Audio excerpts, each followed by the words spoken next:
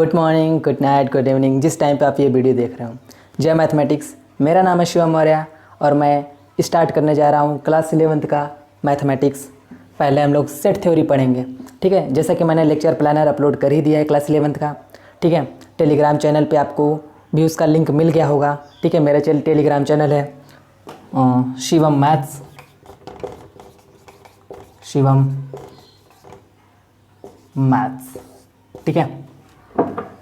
जैसा कि आपको ये मिल चुका होगा, ठीक है। तो बिना देर किए हम अपने इस चैप्टर सेट, जिसको हिंदी में समुच्चय कहते हैं, उसकी तरफ बढ़ेंगे, ठीक है। सेट यार होता क्या है, पहले ये जान लेते हैं। सेट लाया कौन इस समाज में, हमारी दुनिया में, मैथमेटिक्स की दुनिया में सेट लाया कौन, सेट की क्यों ज़रूरत पड़ी, ठीक है। सेट के यूजेस कहाँ कहाँ हैं, ठीक है। वो सारी चीज़ें डिटेल में सीखेंगे, ठीक है। सबसे पहले सेट को इंट्रोड्यूस जिसने किया ना, उसका नाम था जॉर्ज कैंटर। जॉर्ज कैंटर ये एक मैथमेटिशियन थे, ठीक है। ये एक मैथमेटिशियन थे। इन्होंने सबसे पहले ये सेट की कहानी बनाई। ये मैथमेटिशियन था कमाल का, बजाता था वायलिन। म्यूजिक से बड़ा प्रेम था इसे और मैथमेटिक्स से भी बड़ा प्रेम था, इसलिए इसने मैथमेटिक्स और म्यूजिक के कॉम्बिनेशन से बहुत सारी चीज़ें की होंगी, हमें नहीं पता। हमें इतना पता है कि ये जो सेट नाम का चीज़ है, ये जॉर्ज कैंटर ने ही हमें दिया है, ठीक है। अब जॉर्ज कैंटर ने सेट दिया, सेट की पूरी मैथमेटिक्स इन्होंने बनाई है, ठीक है। बहुत सारे मैथमेटिक्स का योगदान भी इनके साथ रहा है, but father of set theory बोल सकते हैं आप इनको, फादर ऑफ सेट यानी कि समुच्चय, सेट थ्योरी, ठीक है। समुच्चय सिद्धांत कुछ भी बोल सकते हैं आप, ठीक है। तो वो सारी चीज़ें हैं, ठीक है। चलो देख लेते हैं कि सेट होता क्या है। सेट कहते हैं ना, कलेक्शन होता है, ठीक है। किसी भी चीज़ को मान लो 10 नंबर या फिर 10 लोग को उठा लो या फिर 10 नदियों को उठा लो, 10 कोई भी 10 चीज़, 10 चीज़ 20 चीज़ जितना भी आप उठाना चाहो उठा के एक बोरे में भर लो, कलेक्शन किए तो उस बोरे को सेट बोल देंगे, ठीक है। जैसे नहीं होता ग्रुप तो लोगों का बनता है, वो अलग चीज़ है, ठीक है। अब सेट क्या है, कई लोगों को पकड़ के एक बोरी में बंद कर दो, ये जो हो गया ये बोरी, यही सेट है। तो वही चीज़ हमें मैथमेटिक्स में पढ़नी है कि हम नंबर्स को और भी चीज़ों को कैसे इकट्ठा करके रखते हैं, ठीक है। कैसे रिप्रेजेंट करते हैं, कैसे उसको दिखाते हैं, कैसे हम ये बताएंगे कि उस सेट में जो एलिमेंट है या फिर जो चीज़ है वो इसी चीज़ से बिलोंग करता है, यानी कि उसी से संबंध रखता है, वो कैसे बताएंगे। ये सारी चीज़ें 1 बाय 1 आराम से डिस्कस करेंगे, ठीक है। जैसा कि जॉर्ज कैंटर पापा हैं, इनके पापा मम्मी चाचा ताई बुआ सब यही हैं, ठीक है। चलो यार, अब अपने को क्या देखना है, इंट्रोडक्शन तो हम समझ गए कि सेट है। यूजेस देख लेते हैं यार। देखो यार, सीक्वेंस एंड सीरीज में, ठीक है, प्रोबेबिलिटी में अभी जस्ट सेट के बाद 2 चैप्टर आएंगे, रिलेशन और फंक्शन। क्या गजब का यूज है भाई साहब, उसमें बहुत गजब का यूज है रिलेशन और फंक्शन में, रिलेशन एंड फंक्शन में इसका यूज है। तो समझ लीजिए 11th के जितनी मैथमेटिक्स है, आप ये भी जानते होंगे कि 11th 12th में ये दोनों चैप्टर भी हैं। तो 11th जो मैथमेटिक्स है क्लास 11th का, वो क्या है कि पूरा बेस है, पूरी तरीके से बेस है। अगर 11th का मैथमेटिक्स जिसको आ गया ना, 12th का हलवा है भाई साहब, ठीक है। पूरी तरीके से हलवा है, एकदम हलवा बना के रहेंगे। जय जय मैथमेटिक्स। चलो ठीक है, देखते हैं इन सब चैप्टर्स में इसका यूज है। प्रोबेबिलिटी का हर एक कॉन्सेप्ट में, प्रोबेबिलिटी के हर एक क्वेश्चन में सेट के बिना हो ही नहीं सकता। ये नहीं कहेंगे नहीं हो सकता, बट सेट रहेगा ना, वही ना तो सोने पे सुहागा, तो वही वाला काम हो जाएगा, ठीक है। तो यूजेस हमें पता चल गया। इंट्रोडक्शन वही सेट का एक कलेक्शन है, ठीक है। चलो देखते हैं। इंट्रोडक्शन में हम आपको बताएं जॉर्ज कैंटर थे इस सेट के फादर, ठीक है। तो वो जस्ट फैक्ट है, मतलब हमें जानने वाली चीज़ें हैं, ठीक है। उस पर ज़्यादा वो रिसर्च नहीं करना है, ठीक है। तो ये हमारा इंट्रोडक्शन यूजेस हो गया। अब हम डेफिनेशन पढ़ेंगे, सेट की आखिर डेफिनेशन दी कैसे जाती है, ठीक है।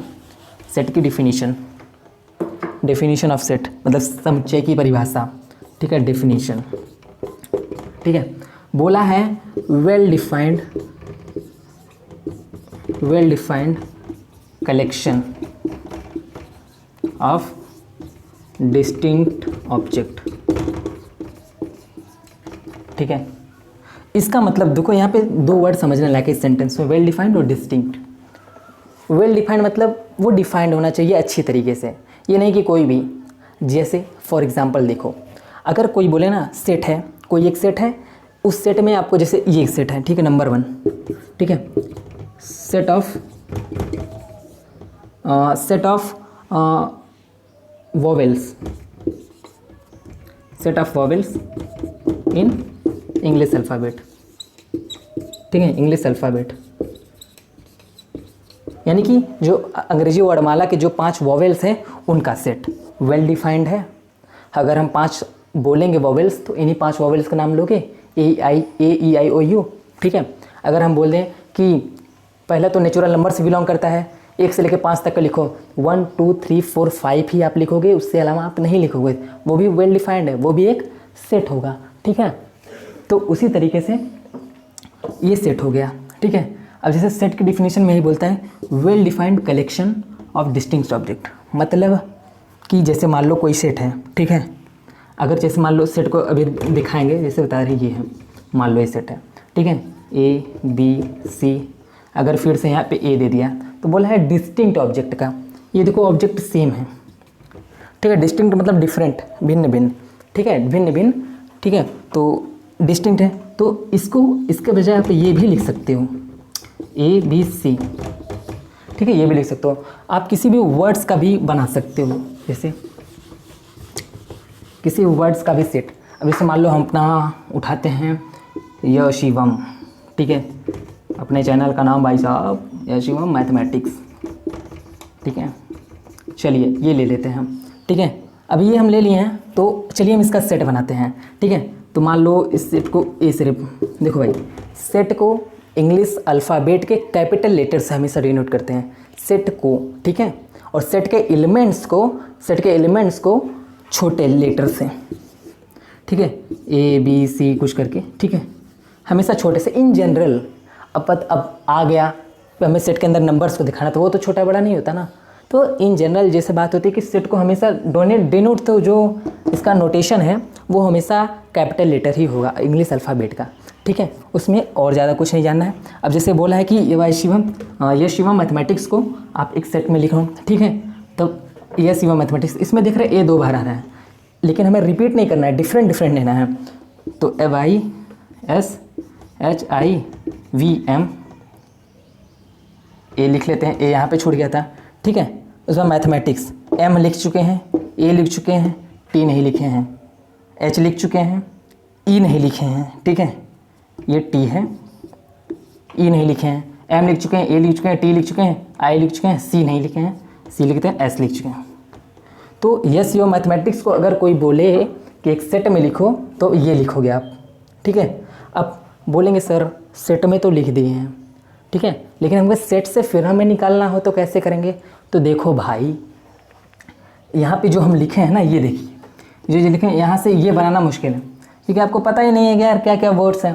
ठीक है, जैसे आप मान लो 10 गेंद आप एक बोरी में डाल दी हो। ठीक है, 10 गेंद एक साथ डाले हो, चलो मान लो 10 गेंद में से 5 आप ब्लू डाले हो। ठीक है, एक साथ आपको पता है हम ब्लू डाल रहे हैं। ठीक है, फिर आप 4 गेंद येलो डाल रहे हो, फिर एक गेंद आप रेड डाल दे रहे हो। ठीक है, अब आप ये बताओ, वो बोरी बंद है, आपको निकालना है, क्या पाँचों ब्लू एक साथ निकाल पाओगे? हो सकता है उसमें रेड आ जाए, हो सकता है उसमें येलो आ जाए। तो वही बात है कि हम ये आइडेंटिफाई नहीं कर पाएंगे। ठीक है, तो हमारे सेट को ऐसे दिखाते हैं।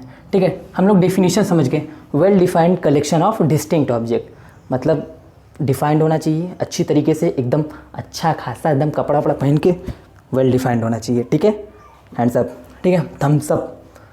और उसके बाद एग्जांपल्स के थ्रू हम समझा ही चुके हैं, जैसे कि और ये वॉवेल्स को, ठीक है, इंग्लिश अल्फ़ाबेट के वॉवेल्स को, ठीक है, वो एक सेट है। ठीक है, अब देखो यार, अगर कोई बोले ना क्लास 11th के 10 ब्रिलियंट स्टूडेंट, ठीक है, तो वो एक सेट नहीं होगा। पूछो क्यों? क्योंकि यार अब बताओ, आपकी नज़र में वो ब्रिलियंट है, मान लीजिए सेम किसी टीचर का लड़का है, हमारा बेटवा ब्रिलियंट है, तो सबका पॉइंट ऑफ व्यू अलग जने, पॉइंट ऑफ व्यू भी सबसे बड़ी बात होती है। ठीक है, सबके पॉइंट ऑफ व्यू से एक ही चीज़ आना चाहिए। हम बोलेंगे तब भी वही 5 वॉवेल बोलेंगे, आप बोलेंगे तो भी वही 5 वॉवेल ही बोलेंगे। ठीक है, तो ये हो गया हमारा सेट का डिफिनीशन और कुछ एग्जाम्पल्स आपको PDF नोट्स में मिल जाएंगे, ढेर सारे हैं, मैंने मेंशन किए हैं। ठीक है, नोट्स मैं आपको आज नहीं तो कल पक्का भेज दूंगा। ठीक है, और ये आपको समझ में आ ही गया होगा कि किसी चीज़ को लिखना हो तो कैसे लिखते हैं। ठीक है, रिपीटिशन नहीं होता किसी भी सेट के अंदर, आप वर्ड्स को इधर उधर कर सकते हो। ठीक है, अब यह शिवम था, यम पीछे ऐसे आगे कर सकते हो, इधर उधर कर सकते हो, लेकिन दोहराना नहीं है। ठीक है, ठीक है, अब कुछ स्पेशल सेट्स जो वेल डिफाइंड है पहले से ही, जैसे set of natural number. Set of natural number जो होता है वो होता है प्राकृतिक संख्या का सेट, यानी कि इसको n से लिखते हैं। ठीक है, इसको लिखेंगे n से, इसमें देखो इस तरीके से मझले ब्रैकेट से डिनोट करते हैं। रिप्रेजेंटेशन में भी आपको हम बताएंगे 2 तरीके का सेट रिप्रेजेंटेशन होता है। ठीक है, वो दोनों तरीके अभी आपको हम बताएंगे, जस्ट आप जान लीजिए कि n में, उस पर हमें जानते हैं natural number 1 2 3 4 5 dot dot dot dot infinite होते हैं। ठीक है, उसी तरीके से सेट ऑफ होल नंबर। ठीक है, सेट ऑफ होल नंबर। ठीक है, इसको W से डिनोट करते हैं। अब हमें पता है कि नेचुरल नंबर तो होगा ही, लेकिन ये इसमें 0 ऐड हो जाता है। ठीक है, होल नंबर के सेट में 0 ऐड हो जाएगा। ठीक है, अब देखते हैं कुछ ऊपर चीज़ और लिखते हैं। सेट ऑफ नेचुरल नंबर हो गया, सेट ऑफ होल नंबर हो गया। अब हम देख लेते हैं सेट ऑफ इंटीजर्स। ठीक है, इसको Z से डिनोट करते हैं, यानी कि Z में क्या होगा, देखो इंटीजर्स जब आया ना तो निगेटिव नंबर्स को भी ऐड किया गया। किसी दिन यार इसकी बहुत अच्छी कहानी है। ठीक है, नंबर्स की आने की कहानी। ठीक है यार, मैं कॉम्प्लेक्स नंबर पढ़ाऊंगा ना तो उसमें नंबर्स को लाने की कहानी मैं अच्छे तरीके से डिस्कस करूंगा, इसलिए यहाँ पे उतने अच्छे से डिस्कस नहीं कर रहा हूँ। कॉम्प्लेक्स नंबर में पहले तो यही पढ़ेंगे नंबर्स आए कहाँ से। ठीक है, कैसे कैसे नंबर्स डेवलप हुए, कहाँ से ये और नेचुरल नंबर आया, कब होल नंबर आया, कब इंटीजर्स आए, कब रेशनल नंबर आया, सब आपको डिटेल में। अब जैसे इंटीजर्स हो गया, अब देखिए रेशनल नंबर। ठीक है, रेशनल नंबर जब आया तो ये बोला भैया हम P/Q के फॉर्म में रहेंगे, जहाँ पे Q नॉट इक्वल टू 0।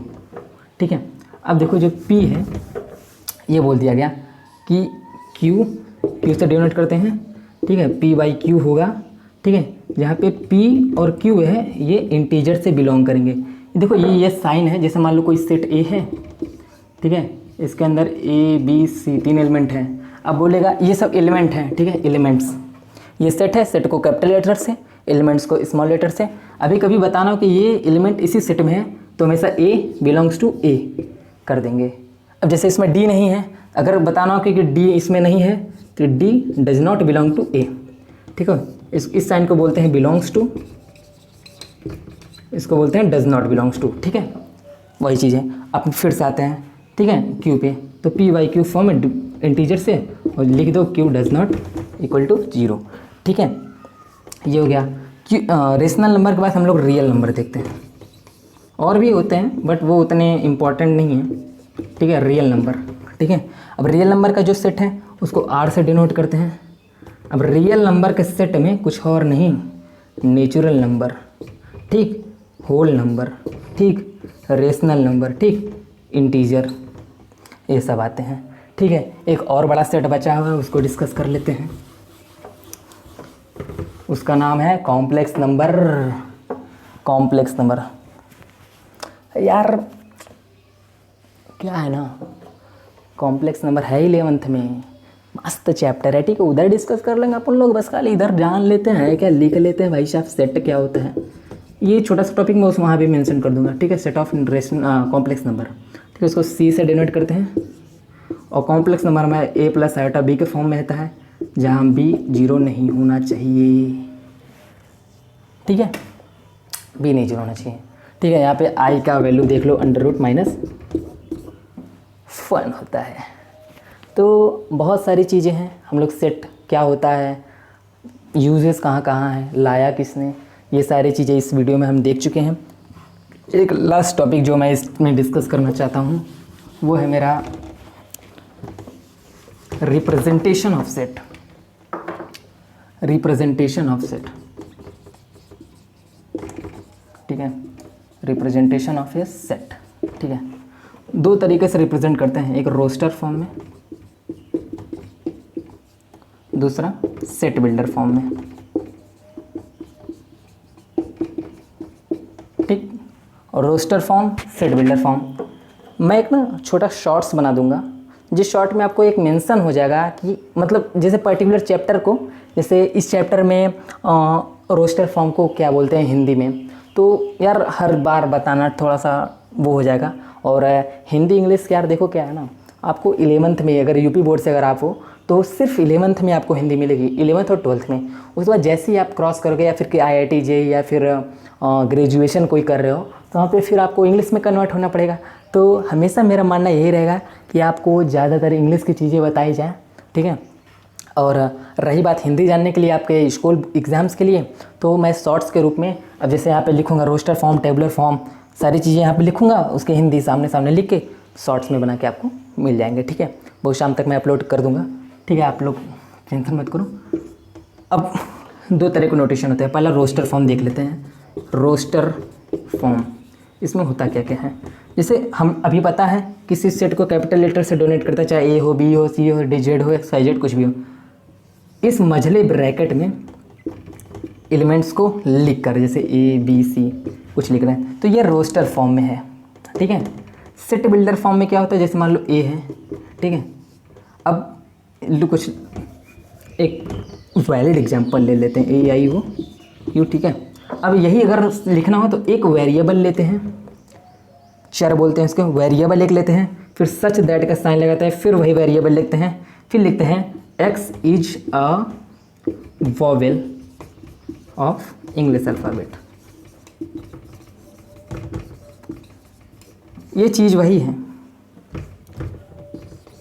ठीक है, ये चीज़ वही है। हम रोस्टर से सेट बिल्डर फॉर्म में, सेट बिल्डर से रोस्टर फॉर्म में चेंज करने के लिए आपको DPP में मिल जाएगा, ठीक है। बहुत सारे क्वेश्चंस हैं, मैं नेक्स्ट वीडियो में सिर्फ सेट बिल्डर से रोस्टर में ये सब में चेंज करने के कुछ कई सारे क्वेश्चंस आपको मिल जाएंगे, ठीक है।